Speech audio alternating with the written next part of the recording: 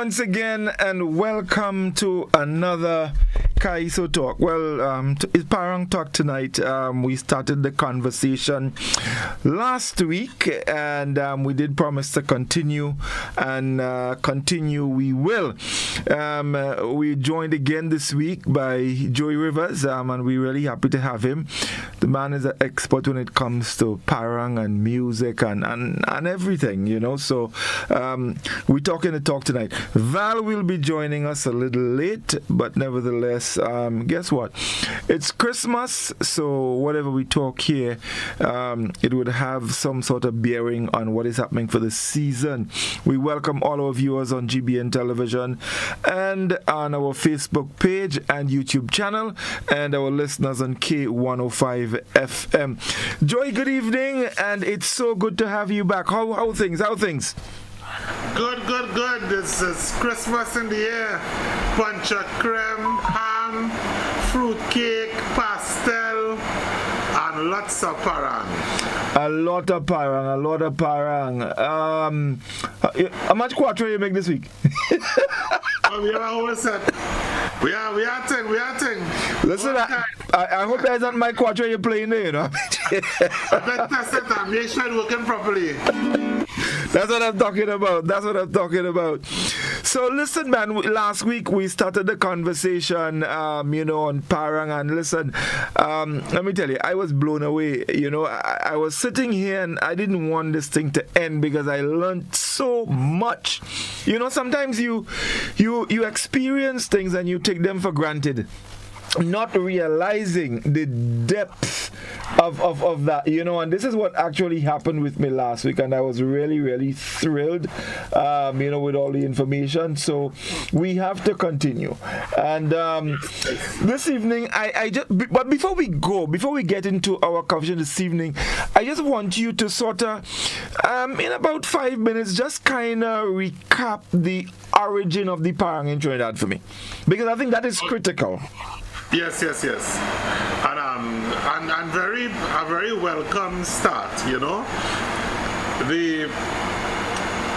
What has to be acknowledged is purpose for the creation of a thing, and I am intentionally philosophizing a bit at this point, because before we set about to make anything, we first consider what is it going to be used for.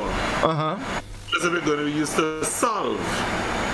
And I mean, from a spiritual standpoint, from a human standpoint, from a practical standpoint, you can think about anything. Why do we wear clothes? The fashion aspect is secondary, but the primary aspect is to cover our nakedness. That's right. And we eat for nourishment, and we try to make it taste good as well. So similarly, when it comes to art, we're talking musical art here. The origins of most musical genres were not at all about entertainment.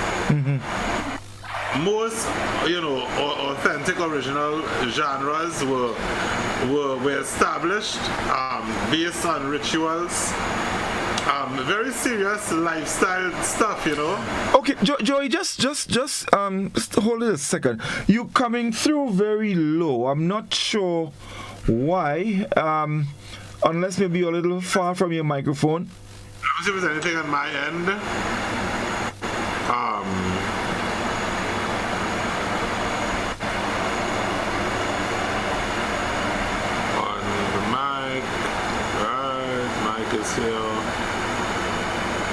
Because I'm checking my end here and everything seems fine.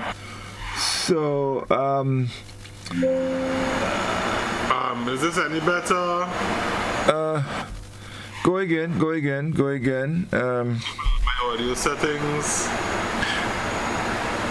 I'm wondering if you're not too far from... 1, 2. Right, that's it. Okay.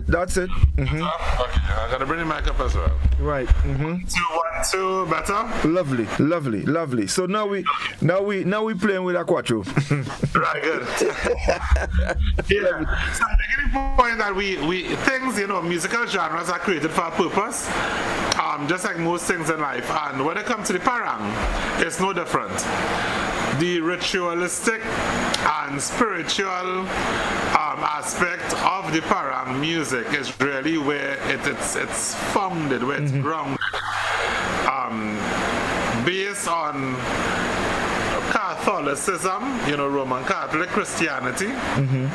It's essentially premised largely on the nativity story, sharing spreading the good news of the coming of the Messiah, the birth of the King, and all the details that accompany that.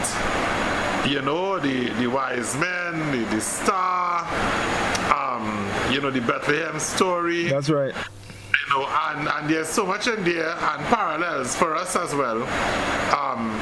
And to really dig in a little bit there, because it's the essence of what the music is all about. That example, when we think about it, Jesus Christ would have been, he'd have had a stepfather, a single mother, nowhere to live, virtually born homeless in a barn among animals. You get no humbler than that in the beginnings. And then to be betrayed after 33 years by one of your closest buddies who sells you out to be crucified. Yeah. And the masses who you would have been performing miracles for would have preferred that a criminal go free than you. So it's very loaded that the Jesus Christ story, even if we apply it to our own lives as humans, in that sense. So the parang music captures the essence of Jesus Christ existence and in human form and his journey. So there are parang songs, of course, around Christmas time. We sing of his birth, but around Easter time, we sing of the resurrection. The resurrection, right? Okay. Yes. Okay. So I'm saying that to put that in context. And of course, I was also saying last week that the original parang songs were not songs composed and translated, or even composed in Spanish. They were actual biblical scripture verses, right? Lifted as is, verbatim, and put into the songs. And you would get that, even if you don't understand Spanish, you would get that sincerity and passion coming across. Yeah, so you feel it. You feel the thing, yeah, man. Yes. The old paranderos, even though there'll be alcohol and stuff and secular vices like that, most of them would have a rosary in their pocket. Ah, interesting. Yeah, or a Spanish Bible in the quattro case. So the spirituality, even the domestic environment, at home, I was saying there's the benediction, which is the matriarch of the, and it was a very communal kind of living. You would have several offsprings with their families living on a compound, but you would have the matriarch. And children, grandchildren, great-grandchildren will come to mama for that blessing. Morning and evening, you don't leave the house and you don't go to bed, all year's night. And that tradition is still alive in Venezuela, and so that's the tradition. Of course, with the migration to the Caribbean, reasonably, what they would find is that not everyone who came spreading the music were musicians or singers. And it's something we don't think about until we talk about it, So therefore, there would have been a lot of distortion in terms of the melodies, the lyrics, and and so on, because it would be ordinary people who would come and represent their culture the best they can, and it's no different to now. Right. If someone from Trinidad and Tobago, like I have a friend living in New Zealand, and in the area where he is, there are no other Trinis there. So if he can play 3 notes on a pan, he's like, let Moxie Sharp. Definitely. Right, man. Yeah. Joey, good night, good evening. Yeah. So Val has joined us, folks. Val, it's good to have you back. Yes, indeed. Definitely. I have to run late in studio and another engagement. So I want to chime in.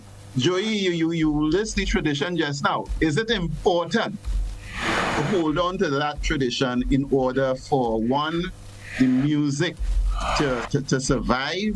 And I'm not even talking about in its purest sense, but is it important to hold on to all of those Catholic traditions that created the form, in order for it to survive? And the other thing is that I guess with your father and others and grandfather, they would have come from certain regions of Venezuela. And of course, certain regions would have different kinds of accents and the form that they brought. So just tell us about that. The importance of tradition in preserving or the regions that they came from and how those regions impact. So the short answer is yes.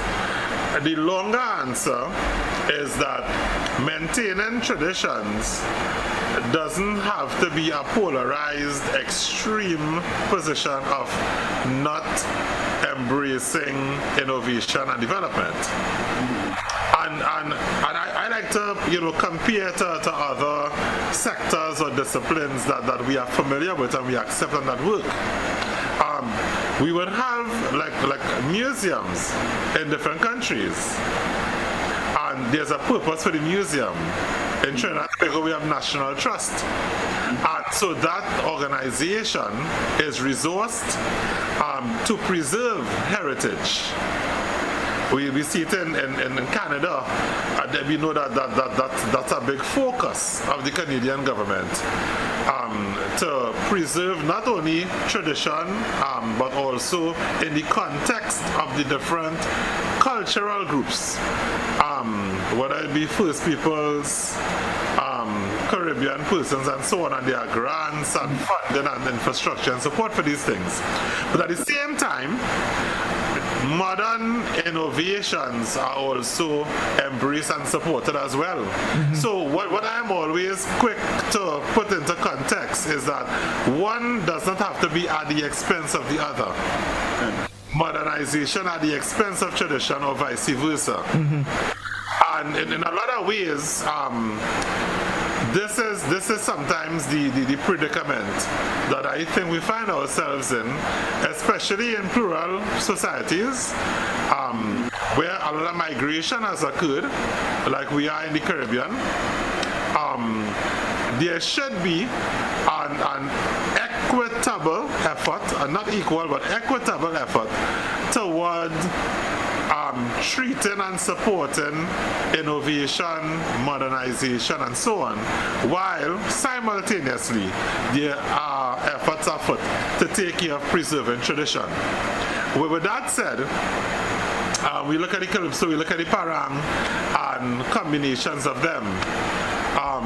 So we would have in Trinidad and Tobago our National Parang Association of Trinidad and Tobago. And I can tell you, it is a sort of conundrum, because from a general membership, you would get as an administrative executive. It's like, how do you treat with because you are already representing your membership organization, and you would obviously have members on 3 sides of the coin. The ones who want to innovate, the ones who want to keep it traditional, and the ones who enjoy both. And I really believe that all can happen. And to speak to the other part of your question, and even in smaller societies, I mean, Venezuela is a vast place.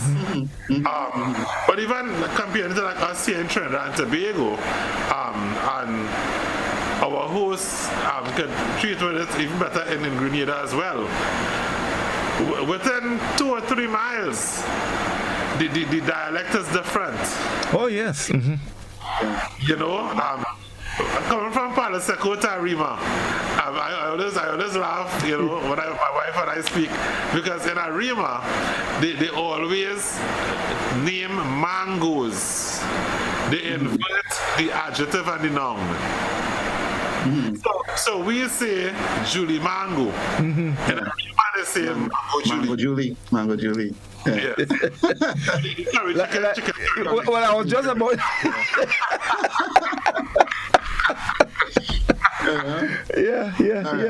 Yes, So, indeed.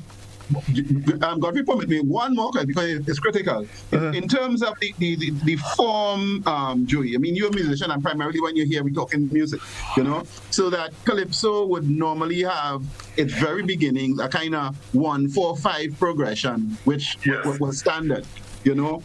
And you may have a kind of 1-2-4-5-1. In Parang, how is it? It's the same principle, that kind of 1-4-5-1-2-4. So again, you see, these are very loaded questions. They might sound simple. Because so to really treat with a question like that, I have to go a little broader and step back a bit. What you pick up the axe too and demonstrate. Yes. So what we cannot exclude from this particular discussion we're talking about right now, in terms of the actual form of certain genres, is the fact that when persons come from, we can say, left field, like we see happening now a lot. So we have guys who sing soca and calypso throughout the region who did not come from that background. They were not part of Calypso Monarch. They came from a religious background, very staunch and strict. Came from rapping, chanting, well into other foreign styles. What happens when someone who was rapping or chanting, and from your Soca Monarch administrative times, you will know about this. Definitely. When Bunji Garland came out, they didn't know where to put him. Is he chanting? Is he rapping? Is he singing? But you know you like it, and you know it's nice. And we see when it comes to art, trying to create these boxes and these categories and classifications, this is where the challenge comes, because art really cannot be owned or contained or classified. So when we have competitions or even categories, and competitions extend even to the Grammy Awards, because you're putting songs into categories, and now you have particular songs that qualify for 2 and 3 and 4 different categories. Even in the calypso, you can have a humorous song that is about politics, social commentary, politics. Yeah, so it checks a lot of different boxes simultaneously. So the issue now are really us who try to contain is I putting these animals in the zoo. This is not their natural habitat. And then we try to create natural conditions to simulate where how they live in the jungle. You know, but it's not, you know. So the whole idea is that when different persons come from different environments that are foreign to the authentic or familiar or conventional genre as we know it, without even trying to innovate, but just being themselves, it actually causes different iterations. of the genre. So what happens now, I told Super Blue in a workshop recently, and he was like in shock. He didn't realize he was doing it. That as far as I analyze, he was one of the first persons to start his song from the chorus and not from the verse. And he was like, like that wasn't even like intentional. Right. You know, and then he was like, serious, you know, yeah, so these things sometimes just happen because you're innovating, and then it becomes it becomes the norm, or it becomes an option, and then sometimes become a new norm, and sometimes to the point where persons don't even remember where it all started. So I would have had, to make a point, an example of it. When I started to lead the band at Kaiso Showcase, which is the tent that Ras Commander leads in South. Right. Now, I knew Ras Commander since he was a reggae singer and chanter, before he came into the Calypso genre.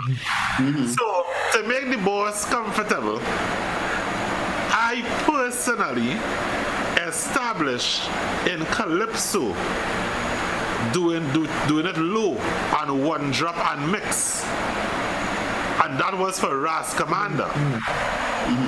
This was in 2001. Right.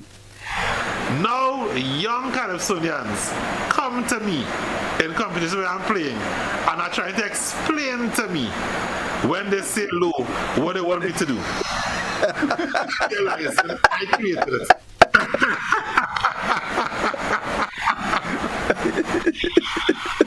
So in the parang, that happens as well.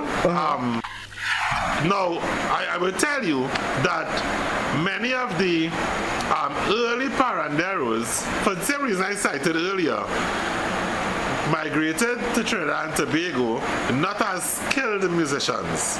They were farmers in the cocoa estates, and they could have played 2 or 3 chords.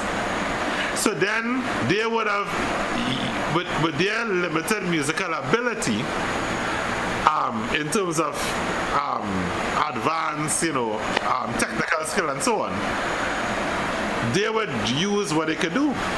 They could just play D, G, and A7. So all their music centered around those 3 chords. So because of their limitation, it established a sort of framework for the music. Yeah, the 145. Right. So when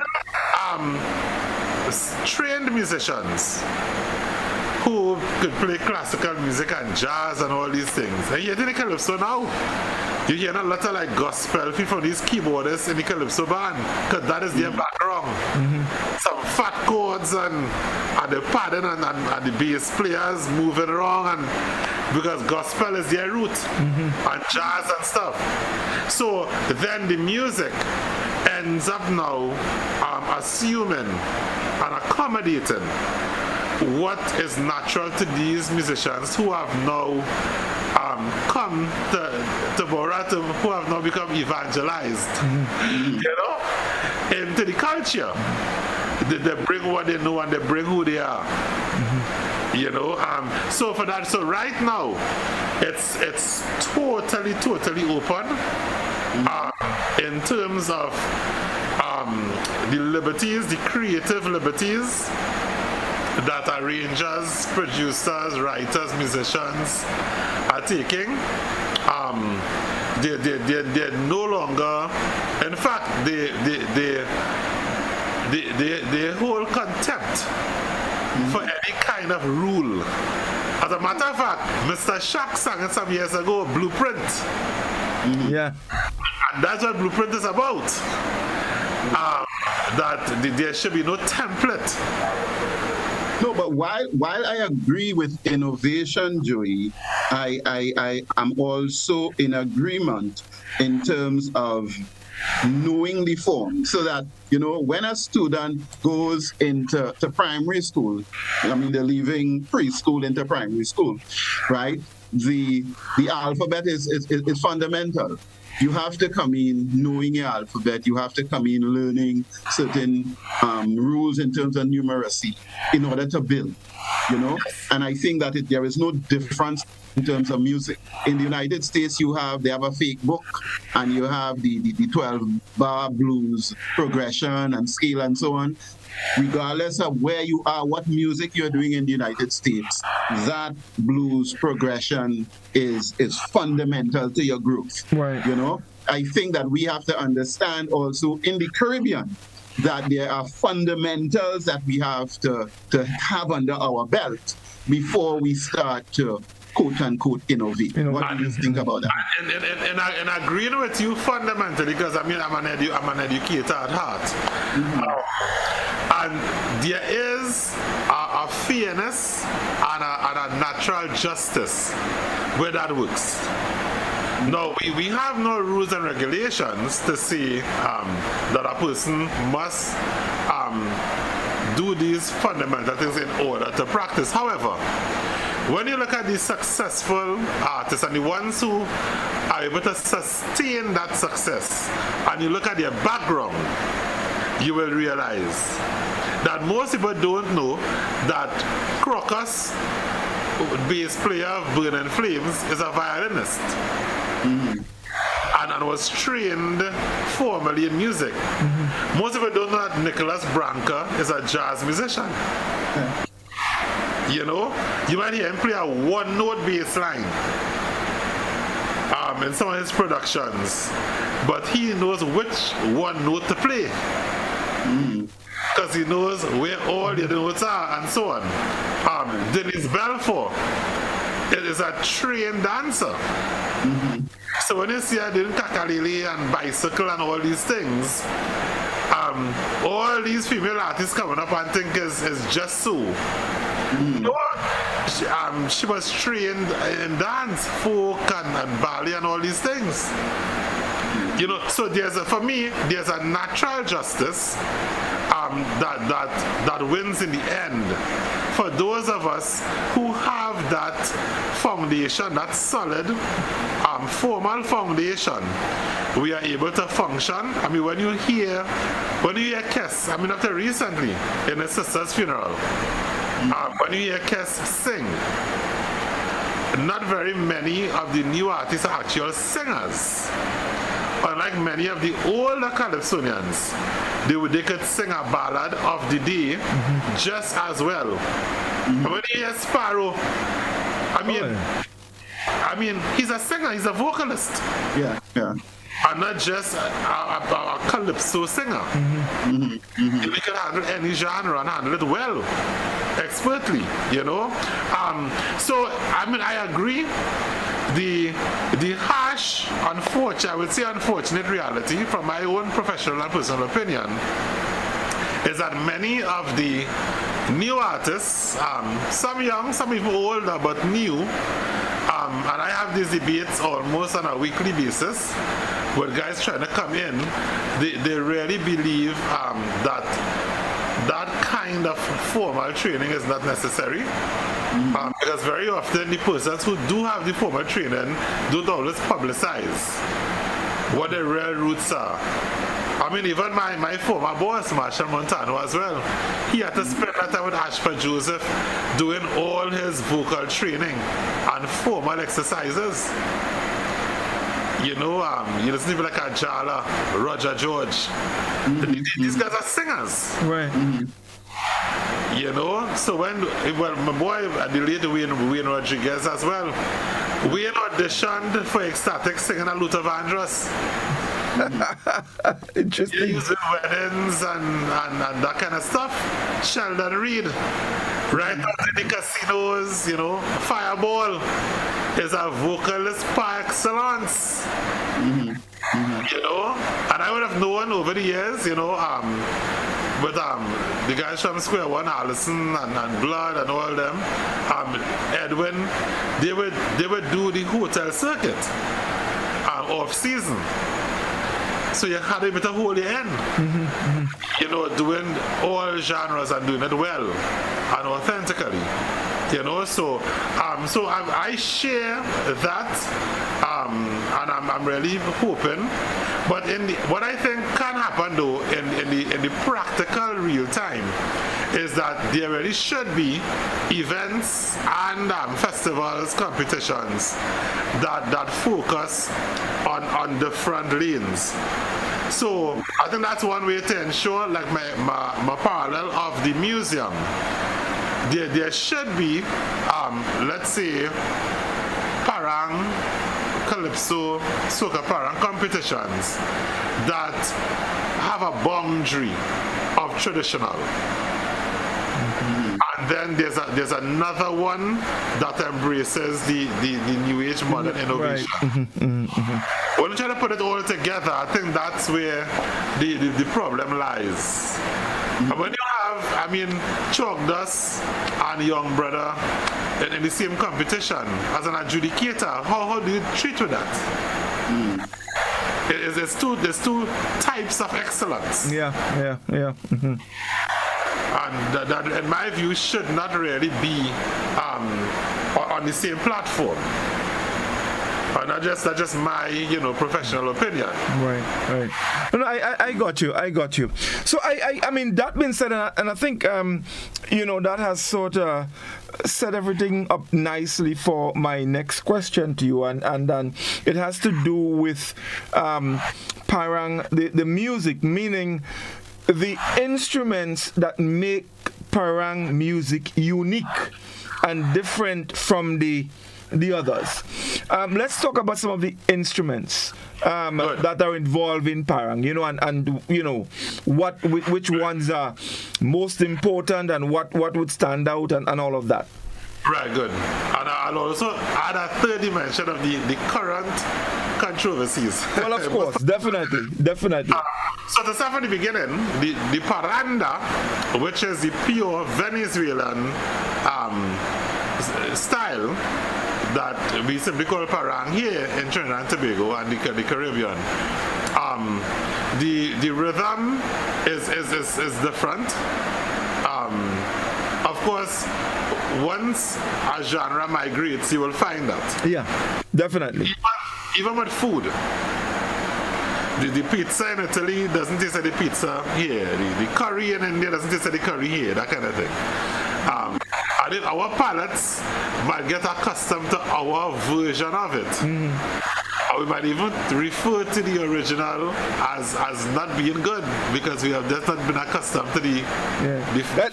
And listen, let me take a jab at all. That's why Trinidad makes soup and call it oil down. There we go. We can continue. Oh my. I've heard that. Take that. You're hitting below the belt, boy. That's not below the belt, boy. That is not nice. That is our version of the oil dog. Alright? That is our version of the oil dog. I've heard too. Listen, I have seen after that last CPL, I have seen and listened to what Trinidad do Guyana, for the curry chicken and the chicken curry. So because Guyana's chicken curry really didn't work for them. So in Venezuela, you have one of the main instruments, and I mentioned this last week as well, in the paranda is the accordion. Right. The accordion is very, very present in the paranda. It's the music is closer to like dance music, a little more tempered. We would do a very they were more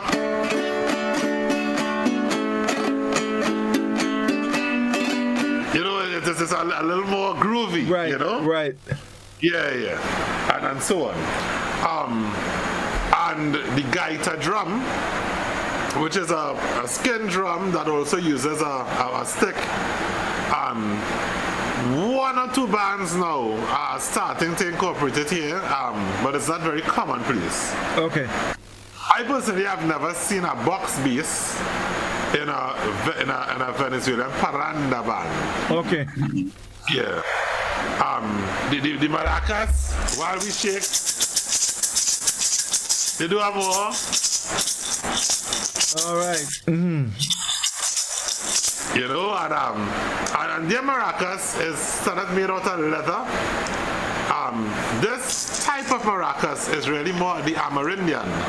Right. With the calabash seeds, this, you know, and so forth. With Daisy Vorz's band, La Divina Pastora, one of the features is my good friend, we call him Six. He plays the dantal. And even my classical East Indian music teacher who studied in India told me that he never saw a dantal in India. Oh, interesting. Yeah. He only sit here in Trinidad. Very good, very good. And the dantal found its way in the parang. But just take a pin. You know, for the benefit of people who don't know, what is it? The dantal? Is it a drum or what? No, it's a long piece of steel. And there's another piece like a horseshoe. And you kind of hit the horseshoe. Okay. Okay. Right. Clang, clang, clang sound. Okay. But the left hand, by pressing down and muting and releasing, it mutes the resonance of the steel. Okay. So you get that rhythmic, you know, mute and release. Okay, lovely. Yeah. All right. Now the quattro definitely. Most persons would agree. There might be disagreement on other things.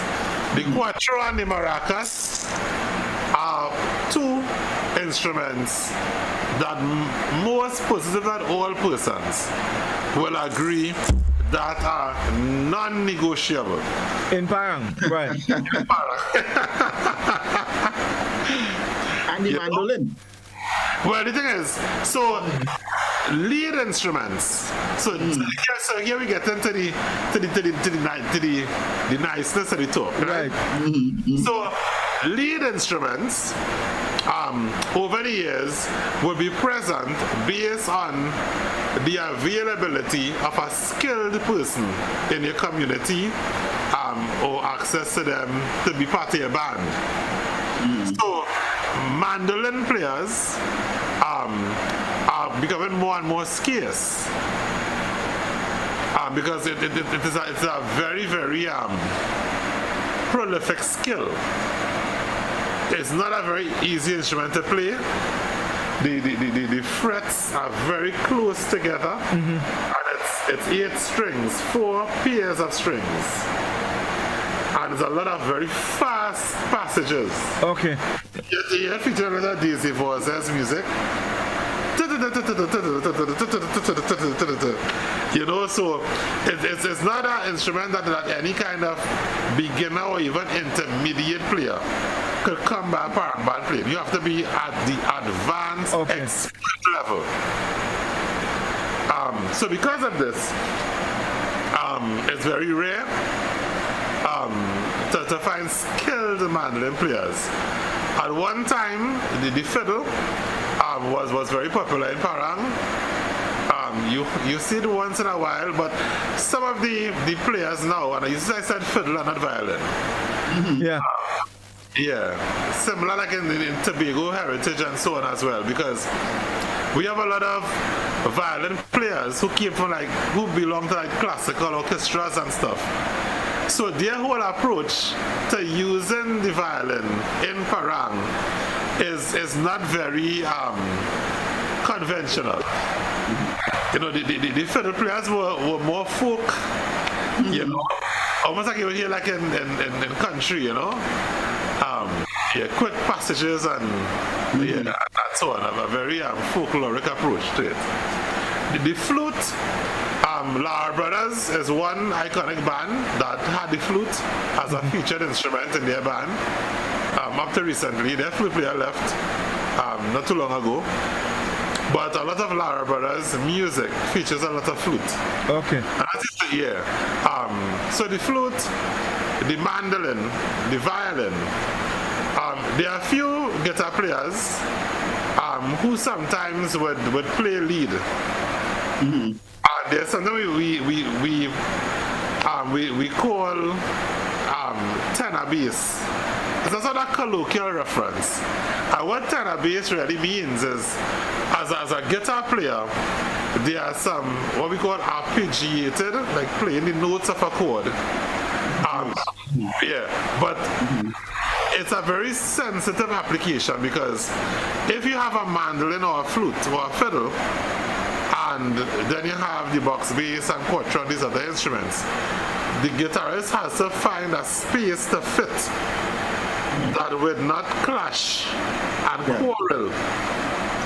So he plays the somewhere between not the soprano and bass. He plays somewhere in the middle. Yeah. If you can play it, if you're familiar with steel band orchestration, it's usually with the cello pan, where arrangers use cello pan to play like a little melodic counter melody. It's higher than the bass, but like lower than the frontline pans. Lower than the sopranos, yeah. And it adds a nice little moving texture in the middle of the music. And so it's like walking a tightrope. You have to know, because the thing about parang is that the skill of the player and your intuitiveness is what really comes to bear, because nobody really dictates to you exactly what to play. You have to kind of know what to bring, and if you're bringing it right, you will get the call to get the gigs. It just works organically like that. Okay. So, Joey, we have last week we touched on soca parang, soca traditional parang. The blending has taken place. It is still continuing. In terms of that innovation, because a lot of people, and you mentioned like your cousin Bongo Spear and so on, couldn't find a space within, let's say, the Calypso or Soca, but they find a place within the Parang, and that has happened with Ninja and even Scrunton and so on. Can Parang find its way, and I want to say, out of the Christmas setting to dominate a space? Good. That is I've been waiting for this opportunity since last week. Because for the last couple of years, and apart from the oil dong, here is where I am saying this in the public domain. I've said it in private settings over the last 3 years. Grenada is ahead of us. I am telling you. But I don't know if Grenada knows that they are ahead of us. In terms of what? The soca? No. Just that question Val is asking. I would say it in a word. The string band. The string band is the solution. The string band is the answer to that question, Val. Alright. One or two string band leaders have actually reached out to me asking for instruments. That's how I became aware that they exist. Wanted to buy quattros and maracas and so on. And then I started to look and research it. I was like, wow. I've actually been encouraging parang bands here to consider that model as a way to continue to exist outside of the Christmas season. And I would like at this point to pass it over to our host to explain to us how the string band operates. But I think the string band is more Karakou. Yes. is where it's in fact Carriacou has, and let me just say up front, I don't know a lot about it, but I think Carriacou has this unique part of their culture. In fact, what they refer, well, in Carriacou it's called Mele Parang. It's Christmas. It's very, very big. So much so that it really took root in Grenada, and then Grenada had their own band that went up to Carriacou to actually be part of the competition. And after a couple of years, they actually won the competition. But it's big in Carriacou. In fact, I think they were in Grenada this week moving around and so. So it's a big thing. As I said, I don't know much about it, but they do their own composing. The guys are very skilled with their quattro and guitar and all of that, and they do well. It's not such of a big thing in Grenada, but in Carriacou definitely. What has happened in Grenada though? There are some individuals who have taken on the Mele Parang, and the Grenada part of it has become real Mele. So what they do, for in Carriacou, and you hear it in song. They tell you, listen, behave yourself well during the year, because if not, come Christmas, your name is definitely going to be in Parang. Definitely. There was one guy in particular. I don't hear his name a lot, but when it was a really big thing, there was one guy in Carriacou. I don't know him. I never met him, but I know him through Parang. His name was Pumpulums. And every year, let me tell you, every year, Pumpulum's name is in Parang. Every year. So much so that I believe, and again, I'm putting the disclaimer out. I kind of believe that Pumpulums kind of like it, and so he used to just do things to me. I'm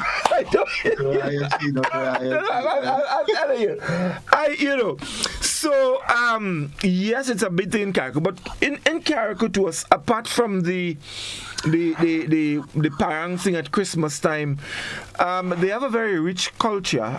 For example, they have what you call the big drum dance, and I think the string band is also involved. So throughout the year, there are different little festivals in Carriacou that has come from way back that keeps that part of the culture going. In Grenada, you have fellas like Leke, who are, and these guys they're Calypsonians. So Leke and others who've taken on the Parang, and so you get political lyrics, you get Mele, and all of that. In fact, I'll tell you. There was a year when there was a guy that actually did a Parang on Scholar. And he made some remarks in the Parang that didn't go down too well with Scholar. And in fact, in 2009, Scholar did a Kaiso. In fact, the Kaiso was called Madman. In other words, he was saying he's the madman in Calypso, because the guy who did the Parang, he was the madman in soca. But I think he made a mistake by calling Scholar name, and Scholar did that Kaiso called Madman, and on that guy, and won the Calypso Monarch title. He was so good. He was so good. And the very same thing that they do in the Parang, in the Mele Parang, Scholar practically took that, put it into Kaiso, in Kaiso form, and he was unbeatable. He was unbeatable. So what I love most about it is the way it happens throughout the year. Because what I heard is the involvement that can carry faster, because the Parang, the string band would now switch to do like folk songs. Right. And so on. And I felt that our Parang groups Well, of course, one of the challenges I think is that the names that our parent groups have sort of pigeonhole them into the Christmas and things to Spanish, you know. We have about 2 bands like Del Caribe. That's a little broader, you know. But that's one issue. But I think if the parang bands get into like folk music, out like even the carnival, to do some of those old folk songs, even old time calypso medleys, even do like a sort of folk interpretation of even some of the popular soca. But you do it deliberately in an unplugged, folky kind of way, you know? Yeah. And I know for a fact that there are visitors, even locals, who would appreciate that kind of package. You know, especially now where it's very electric, a lot of samples, you know, in effects and so on. I think it would be very, very refreshing to have an option of a more organic, unplugged, acoustic, you know, version. We get a bit of it like with Joey Lewis Orchestra when they do a cover of a popular soca. They own it. They make it like this is the Joey Lewis version. Right. A dance version, a kind of Latin dance version of it. Yeah. You know, so I think that there's a lot of room, an opportunity for the parang bands to work throughout the year. You know, a lot of them actually I think have that desire. They speak of it, but I don't think anything really intentional is done. And then a lot of the paranderos are hobbyists as well, eh? Right. Not very many are career musicians. Right, they just okay. Yeah. But also the name parang locates it within a particular season. Yeah. You know? And even though there are parang songs for you know, for Easter, for different occasions, for weddings, for christening, but of course the practical reality is that it has been reduced to, you know, Christmas. From kind of, well, although 100 talks about the 100 days and begin in September, but a lot of it is probably late of somewhere in October to December as a period. The Christmas in July pop-up has created a sort of oasis. For some, you know, because groups will get, you know, a couple jobs, and most of the groups actually activate in time for Christmas in July, and will keep that membership Going through. Going through for the rest of the year. Joe, you have a question because in the past, you would find that, I mean, growing up anywhere in Trinidad, you would find guys who can play the cuatro. And then they probably made some movement to the guitar. Is it? Do you see that as well? I know we are losing that, but do you think that a lot of young people can be coached in terms of the 4-string instruments, cuatro, and then migrate to the guitar or things? Because especially younger people who hands are not, you know, large or whatever, holding down a chord and so on. Is it preferable to start with the cuatro and then move to the... But definitely, once I get a call, you know, at my music school, I usually would suggest to parents, if the child is between 7 and 9, that they should consider doing the cuatro. Less strings, is less complicated. However, the history of it, though, again, that we sometimes don't remember in context, is one, the cuatro in a couple decades back was not confined to parang. Yeah. So you had a lot of folk musicians, calypsonians, who would play a cuatro because it was available. the late Desmond Wade, for example. Desmond, yeah, first person I remember, yeah. Yeah, Desmond used his quattro to arrange for big choirs. You know, with a steel band, that was his instrument of choice moving around. Yeah, definitely. Yeah. While we're in that, let me ask though. Well, in the conversation, there's an instrument called a banjo. Yes. Is it used in Trinidad a lot? I mean, I know in Grenada it's kind of, you hear more about the banjo because I've seen the instrument band.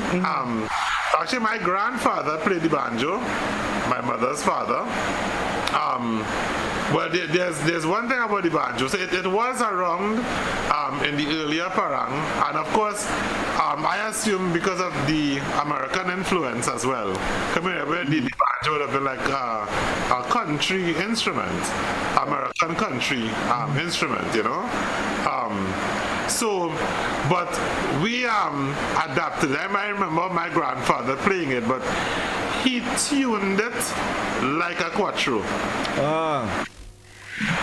So, so there's always that. Somebody say cheating, but you know, you are acclimatized. You know what I mean? To where you are, so you can play the quattro already, and you like the sound of the banjo. So you're not going to learn to actually play the banjo. You just tune the banjo like a quattro and play the same quattro chords and the stuff. Same 4-string. Yeah. You just play it. And very, very loud because it uses that skin. That drum skin is literally a drum with skins with strings on it. Yeah.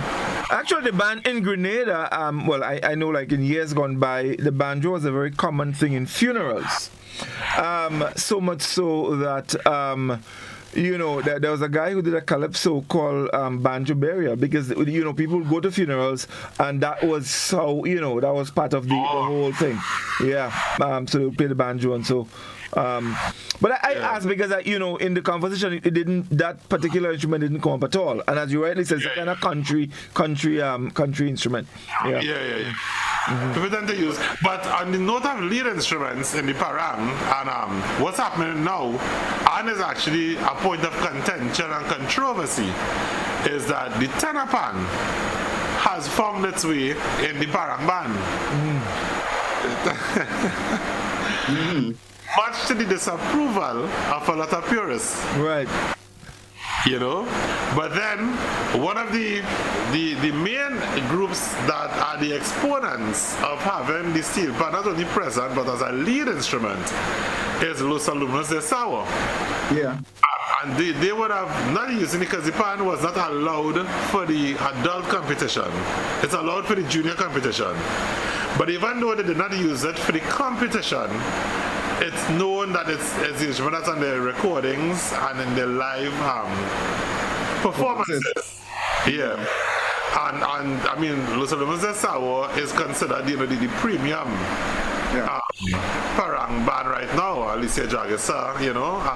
And also the president of the association. Right now. And, so it naturally gives that kind of endorsement to the steel pan being included. Of course, being the national instrument. And I would say even when the schools are concerned, again, it's a matter of what is available.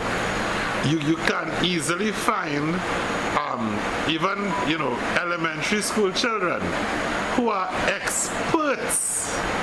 In fact, right now in preschool, we have 3 and 4 year olds who are at the yeah, and at a heightened level, not even as children, could play some rather complicated stuff. So you can actually get a child, 8-9 years old, play on a telephone what a mandolin would have played. Right. On a Daisy Voices song. Interesting. So when a school says, well, we are only going to enter if you allow us to have our partners play with the band. There's also the Ministry of Education, who is, you know, part of the resource provider. for the event as well, and the Parang Association itself is supplemented by the state. So, I mean, when you are in an administrative position, you have these factors to consider. So the purists who would want to say, let's not, bring this unconventional instrument that was never part of the thing into the thing, is like, we have a reality. We are the mandolin players, we are the flute players, we are the fiddle players. Right. We have 10 upon players, a dime a dozen. Yeah, but not only, I think that when you understand that the mandolin is probably the soprano instrument within the Parang band, then you have the soprano pan. So right. in terms of range, it is the same. Yes. And of course, the dexterity in terms of the pan could be learned faster than the dexterity in terms of the mandolin. Right. Yeah. You have that kind of change happening within the Parang culture. So I don't know that we had exhausted the fact that you identified that in terms of where Kairaku is with string instruments, that if the Paranderos, let's say in Trinidad, spend a lot more time probably developing that the musicality, the string instruments, the blend, that the kind of, for want of a better word, pure music without the lyric kind of thing, that maybe and adapted to probably playing folk music, then they would also have a bigger, they could jump out of that niche Christmas season, Yeah. And also as a educator, I talked about the use of the quattro, so that for early beginners, on the guitar, you learn your C, F, and G. On the quattro, do you start the same way, or is it? So when I do what we call differentiated learning and education, we have a whole bunch of people in one room, but doing different skills, different levels, or different instruments. So a skilled educator has to know how to juggle and navigate that kind of minefield, because chord shapes that are simpler in terms of the ergonomics involved, the motor skills on a guitar, different chords are easy to play on the quattro. So now the thing is, I have to now find, okay, where how I negotiate that? Because C on the guitar is relatively easy on the fingers, but C on the quattro is very difficult. All right. Yeah, you have to use one finger to hold on 2 strings and stuff like that. Where a chord like D is very easy on the quattro, and it's not that difficult on the guitar as well. Right. So usually a good point of balance is D. So like we use like D, G, and A7, and it sort of satisfies. If I have keyboard players with me, of course it's easy for them to start in C because it's just white notes. Right. So it's always a little tussle with all this concern. However, the idea of the string instruments and the traditional Parang instruments, and I wanted to reiterate something I mentioned before, which is the scenario of the event itself, the production of the event itself. Because you see, if the event is small and is deliberately set in an intimate way, then it naturally facilitates the natural organic string instruments. But when you're playing, I was saying before, when you're playing by a bar, where a DJ with subwoofers and all kind of stuff is playing, and you have to play right after that. then you can't be coming with a quattro and a box bass and a marac, because you're gonna sound very light now. Yeah. And then to keep the interest of the audience. So you find all these factors really need to be considered to keep it authentic and traditional. We have to also at the same time talk about the setting of the production. Must be such that this can be appreciated by the audience at that particular event. So a lot of bands now, bands that do performances in public, have an electric bass guitar, drum machine. You know, and well, this quattro has a jack, like I was showing last time, you know, and the volume control and so on. So even though it is an acoustic quattro, it has the capacity to be amplified. You know, and of course, many of the purists, you know, take issue. So I mean, in a house, parang, a singer would just pitch his voice or her voice, and you'll hear them above the instruments. But when you have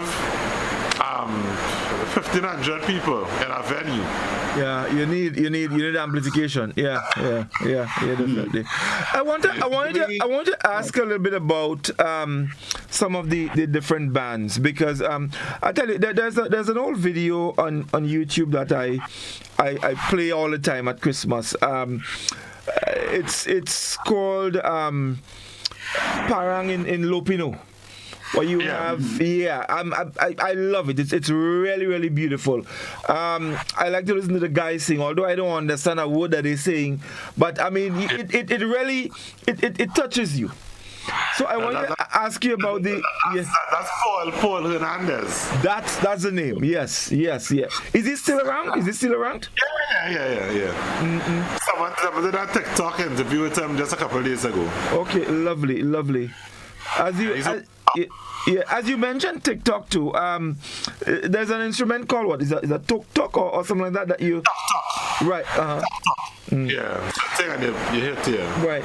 So I want to talk about some of the parang groups, and then I don't know. I know I always hear Val speak of the best village competitions, and so is parang involved in that as well? Well, there's the best village accommodates all the cultures. So there's a category where you can have. In fact, Daisy Voze, her career started singing parang in that category of the best village, but there's a broader folk theatre competition for communities. Okay, all right. But the parang competition itself, of course there are a few around the country, but the main one is held by the National Parang Association of Trinidad and Tobago. For several years they did not have an adult competition. They just had a school competition, of course because of a lack of resources and so on, you know, and so forth. However, so you would have, like most things, like with football teams or whatever, some name brand parang bands. Yeah. Over there. So if you're not Pastora, that's the Voze's band, the Lara Brothers. Yeah, well, you hear about them a lot. No, some of these bands, the original members that really were responsible for the sound, many of them have passed away. So this is like a whole next generation. They may have one or two members from the original band, but so the lead singers and so on are like new people. Right? So it's just like the band by name. Right. We have bands like Los Tocadores from Sangre Grande. There are some very, very popular recordings as well. And in more recent times, Los Dinamicos, Los Rio Senores, and so forth. However, similar to the steel bands in Trinidad and Tobago, a very concerning trend has started to occur. And this is where we have some grasshoppers. Frog hoppers.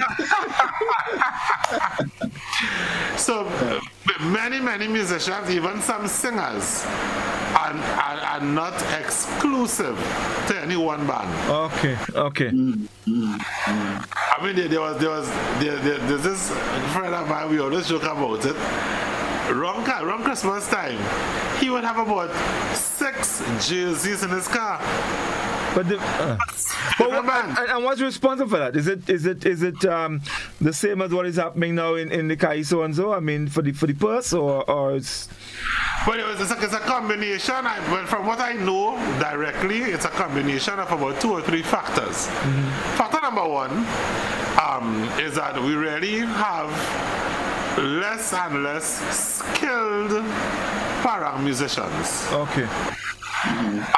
We also have not very many full-time career musicians doing parang. A lot of paranderos are hobbyists. They have usually upper middle class solid jobs. Many of them are professionals, you know, and just love parang. So if you have a gig during the day, like an office party or something where, you know, it's a daytime gig, the guys with day jobs may not be available. Right. So even though they may have their members, you may call someone from another band to fill in. Right. Because the guitarist had to working in the bank or somewhere, something like that. Then you also have a situation where it is about the money for some guys who basically hustling. And, you know, they believe that, you know, when they look at the schedule, you know, they could cut, you know, with 2 and 3 bands in the same night.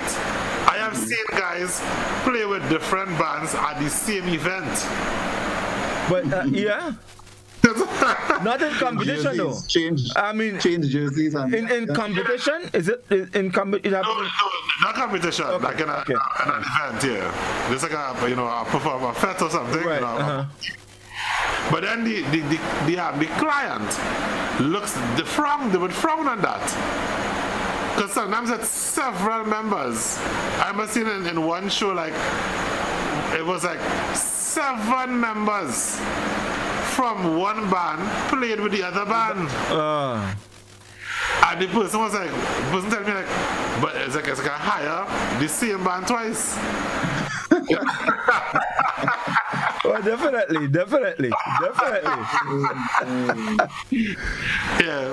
So we have a bit of that going on. I know it happens with some of these steel bands as well. Yeah, where guys jump around and these guys are crack shots, literally. Right. Yeah. You come and learn your whole arrangement in one night, you know. Yeah. And go and play. Interesting, and very, very, very interesting. So, Joey, I know you're an educator, you're in school, you have been in secondary schools and so on, and you have parang as competition. How is the parang assisting with, let's say, helping children to be fluent in Spanish as a language in school? Is parang helping in any way? Yeah. Well, I would say tremendously, because what's happening now, very, very interestingly, the schools that tend to dominate the competition are what you would call your prestige schools. Yeah. And a lot of the participants are actually O-level and A-level Spanish students. All right. And so many of them are actually doing it as an extension of their study. However, the issue too is that and here comes a little conflict, that the parang is dialect, it's folk. Right. You know, and I know Dr. Sylvia Moody Kublal Singh, when she was head of the Center for Language Learning at UWI, you know, she used for her master's students, she would try to make a more immersive scenario for them to really get the cultural essence of the language and not just vocabulary and the academic approach. That's my little concern with the students studying, like you talk about at the early stages, O levels and A levels, they will be still using basic colors, coloring within the lines. Yeah. Parang could be a sort of advanced immersion, because you're now dealing with what may be a master's student of Spanish. Might be really dealing with the socio-cultural application of the language. And then the adjudication, I will tell you, the language judges, because how Parang is adjudicated, you would have 3 sets of judges. So you may have a judge or 2 that's judging language alone. Okay. Okay. A judge or 2 judging music alone. And then there's another judge or 2 that's just dealing with presentation. Wow. Yeah, and usually that would be persons who are qualified and experienced in those fields. Okay. Lovely. Lovely. So for the national parang, you would have people like Gail and Jason Gangpat, who are 2 experienced Spanish teachers, and they also are paranderos themselves as well. Los Buenos Paranderos is their band. So Gail is the lead singer with her band, and she teaches Spanish at the high school.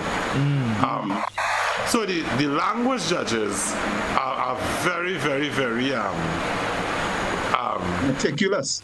Yes. In terms of meticulous in terms of the language and the proper use. Right. And also the enunciation, and also the nativity and Christmas story has to be complete. So if you're singing about the birth of Christ, you can't leave all the animals. Right. Okay. Good. Good.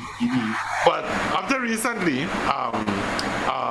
one of the coaches at one of the schools was complaining to me that they might take a very popular traditional parang song and sing it as is. Whether it's from Hilario Brito, from an unquestionable parang icon. Okay. Right. But that song may not meet the academic requirements of the competition. Right. You know, because Hilario Brito may not have sung about the animals or you know. but something like that, I mean, I find it very interesting. Something like that, if that occurs, how does it impact the parang culture?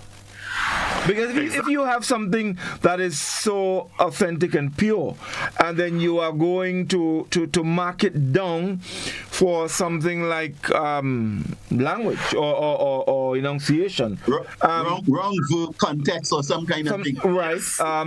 How does that impact the culture of the I think it does. You know, quite frankly, I think it's a predicament. Yeah, I believe so. I think so. There's another part. I don't know. I had this adult student, and she said me that she used to manage a typing and printing shop in Port of Spain. So she was telling me that in the early stages of our copyright organization here, CUT, you also had to carry in the printed lyrics of your song when writing a song. Now you can just send them a link, right? You can carry a written the song sheet. And you just cassette and that kind of thing. She said, Brother Resistance came by her print shop and gave her the job to type out the song. So he had it in handwriting. So she took the liberty of correcting it. Correct. It was ring the bell. When you come back and see the typing thing, ring the bell. Ring the bell down there. Not his song. Not his song.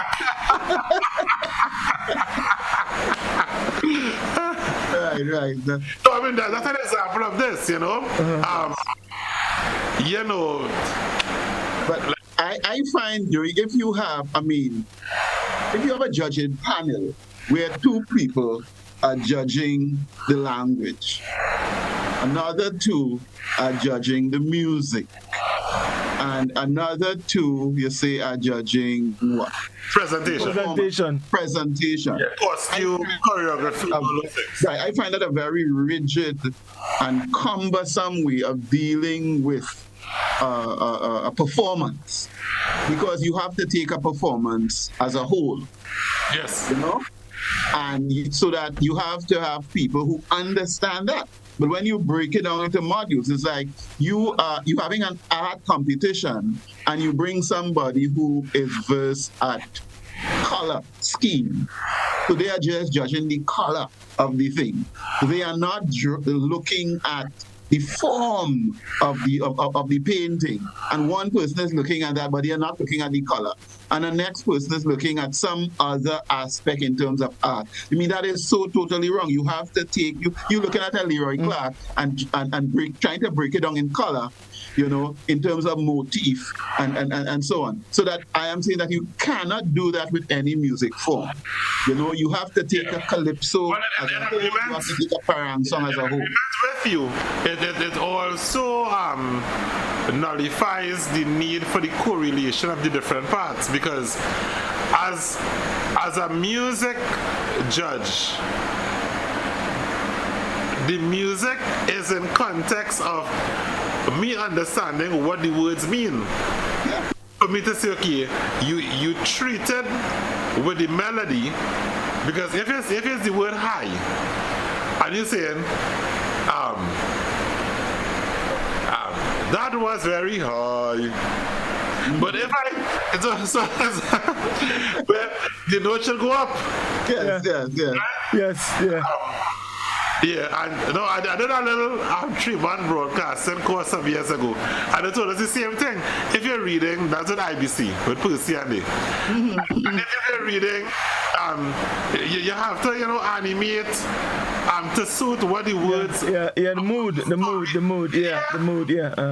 So as a music judge, I should be accurate with what the language is in order to adjudicate on how effective the use of music to bring about that lyric is. And vice versa. As the lyric judge, you should also have some idea of music to look at. You sang these words, but the music notes. Yeah, how does it fit with? Yeah.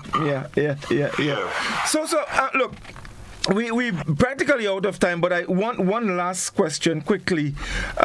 In terms of let's say performances and jobs in the business, and I'm talking here about the original parang and the soca or parang soca. Either way, how do they match up around this time of year? Definitely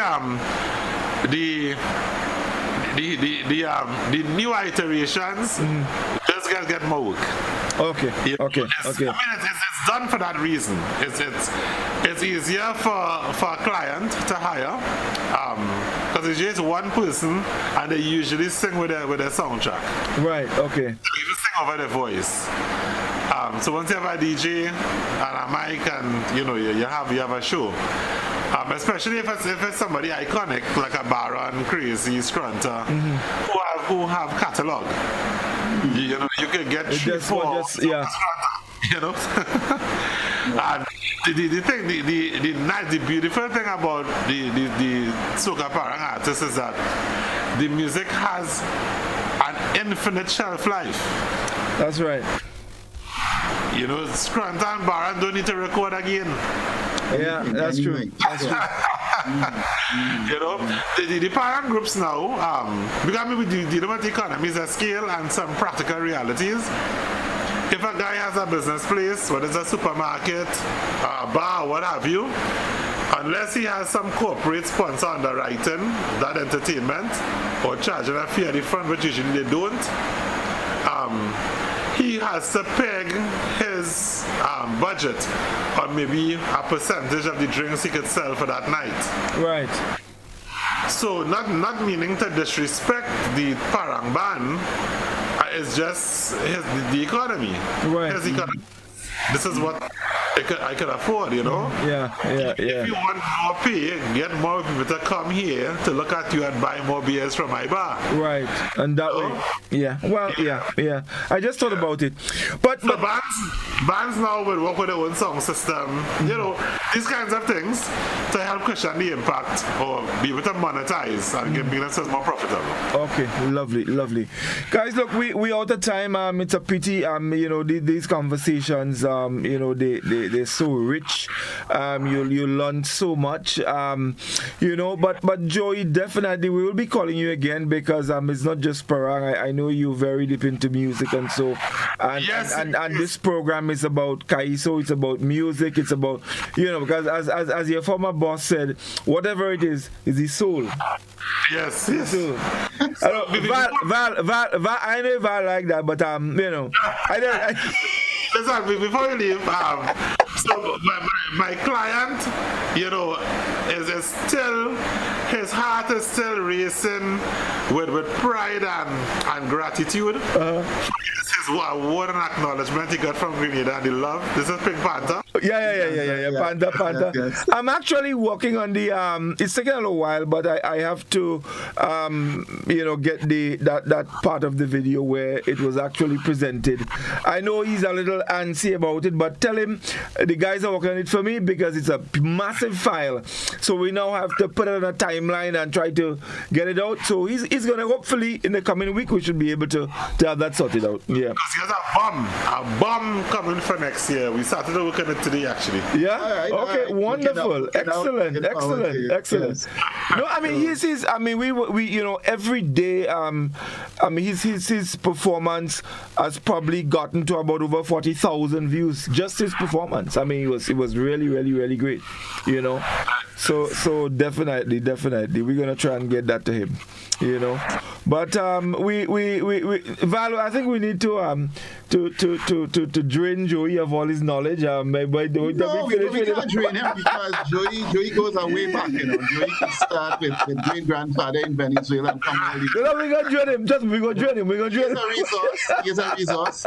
Joey is a resource. I use a lot during school soccer monarch period. Even tell you that. Yeah.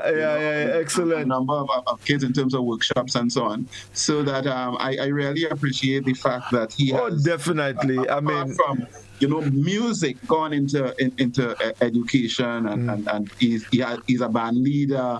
He is into arranging and scoring and so on. So all of that, yeah. Well, no, you see, and that's the thing. You know, this is why, like every program we do, you know, I am really encouraged because so much is coming. And I think, you know, people can benefit so much from this kind of conversation, and it helps motivate as well. You know, so definitely, Joey, we're gonna be calling you real often. You know.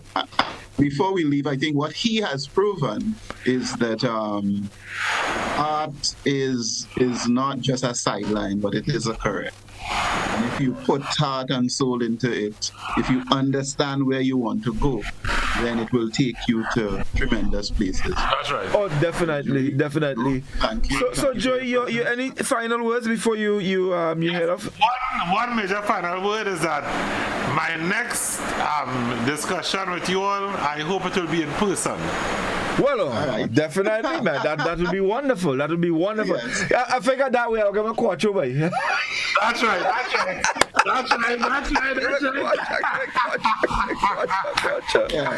Yes, indeed. Thanks a lot. Joey, thank you so very much. You know, I really appreciate you coming on and chatting with us. I think, you know, we've learned so much about the parang that we didn't know. I mean, most people just took it at face value. Couple of people come, you know, with their instruments and they play through and they just sing and that's it. But definitely it's not the case. It's so deep. So thank you so very much, and we're looking forward to chatting with you again. And Val, hopefully we should have Joey up before the 28th anniversary, man. Why not? But of course, definitely.